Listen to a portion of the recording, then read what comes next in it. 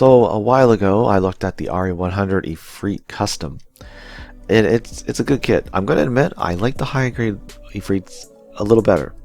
I appreciate the size. I like the size of this, but it's just I like the construction of the high grades more. Not really a big fan of the weird polycaps they use in the RE100 lineup. It just they're strange, and they have like a faux ratchet sort of when you rotate them sometimes, but they get weak rather quickly. Because this guy, well, he's not loose. He's definitely not as tight as when I first got him. But I mean, everything else is good. You got perfect part separation, all the orange and the yellow and the white. That's another thing. Okay, that is the other thing I like about the RE100 compared to the high grade. These white pieces on the custom are not stickers. Wow, gotta save that for the bigger kits, of course. But besides that, like the little teen detailing, it's not stickers. So it is nice, but I still kind of prefer the high grades a little bit more. But that didn't stop me from getting a second one. This is a knockoff. And once again, I don't know the company because the box art and the instructions don't, well, I don't know. What does that say? I have no freaking clue. So I'm sure someone will tell me it's some company I probably haven't heard of yet. Not really sure. And the thing is, I thought this one had more detail, but lo and behold, once I actually panel lined the original, it's exactly the same. Not very close. It's exactly the same. The detail is 1-to-1 as far as I can tell. The parts count is 1-to-1, and you know what? The durability is almost the same. The plastic quality, it's just a little bit off. This feels rougher. It has like a rougher texture than this one. I don't even know if the camera is really defining it differently, but the blue is just a slightly darker blue, and so is the orange. It's just a little teeny bit, but it is enough. Like just at a glance, though, you can't really tell it. But because I was actually starting the video with this guy, the knockoff, but you can tell just by holding, like, not the weight. They feel the same weight, but it's the texture of the plastic. Yeah, that's what I'm trying to get at. It's just a little rougher than the Bandai one. Really, it's not that bad. It's just you can tell the difference if you have both. If I didn't have the knockoff and the official, I wouldn't be able to tell the difference. Another thing, I had to glue a few things on the knockoff. I had to glue this orange cover because it wouldn't stay on. Every time I moved the foot, it would pop off. And I had to glue the command antenna, but you know what? That's usually the way it goes. If you have a command antenna, just glue it. I know you might think, well, what if it breaks? Well, you know what's harder? It popping off and going into the void. You can't glue that back together, right?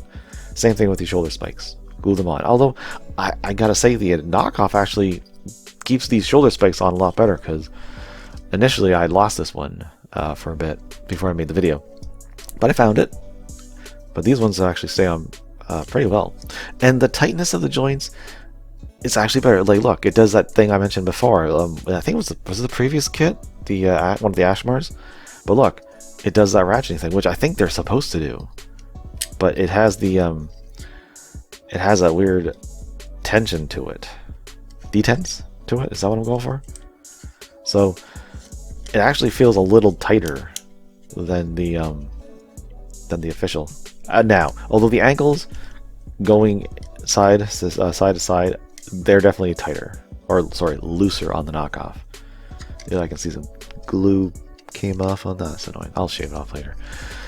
But all the part separation is the same. The mono-eye is still the clear pink. And I had the sticker on the official one, but I took it off so that I could compare. Exactly the same. The head, actually, I had to push the crap out of the polycap because it goes into the collar. I can actually show you because I have an extra collar piece. But you push the polycap piece through here. And every time I put the neck joint in, it would push that polycap piece down. So I had to, like, get a little tool, keep that in place, and then push in the neck joint. Now it seems to be fine. Or not. So that's a little bit of annoying. I don't think the official has that problem. Let me just see. No, it does not. So that is one thing to look out. Do not raise the head too much, or it will pop out of the ball socket. Unless you want to glue the bottom, then you lose. Really, is there that much to lose? It's a very small neck joint. I don't think you're really going to lose that much in terms of posability. Really, I mean, I think tilting it side to side is fine. And you can do the mono-eye thing, where you rotate it. Oh, there, I did it. I think I broke my finger. That's fine. So that does work as it's supposed to. The hosing material is pretty good. It's about the same same flexibility. In fact, actually, I think it's a little. No, it's the same. Pretty much the same in terms of the quality of the hose. So I don't think they're going to deteriorate anytime soon.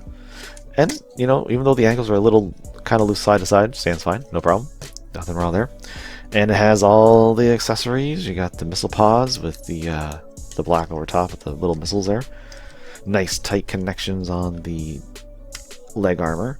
Why haven't they done other RE100s of the Efreet? I mean, they did the high grades, but they've only done, as far as I know, maybe I'm wrong, but as far as I know, just the Schneid and the custom. And then you got the swords, which I think the clear orange is the same, because here's the official in the left. No, they're about the same. I was going to say the knockoff is darker. No, I think they're the same. I'm pretty sure. And you get a pair of fist hands, which I actually have on my official one. But I'm going to put the holding hands on this guy. And then if I decide, I'll just have one in each hand. I don't know why I didn't have holding hands on the other one. What's the point not to? And holds the swords like a champ. And I noticed there's actually a peg hole in these hands, so I'm assuming that's maybe used for the Schneid with the shotgun. I mean, that would make sense. And it clips onto the backpack rather nicely as well. Okay, get her in there. There, perfectly fine.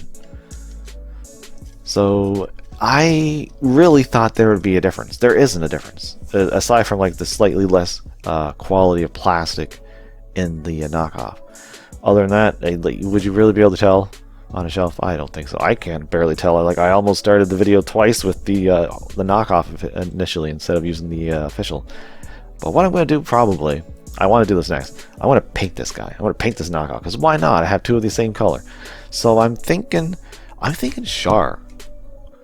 But it's weird how people think of Char and they think of red when the Zaku 2 was like a pink. That's kind of silly to me. But I'm thinking red, maybe. Or I'll do black with purple and white highlights. Ooh, because I like black and I like purple.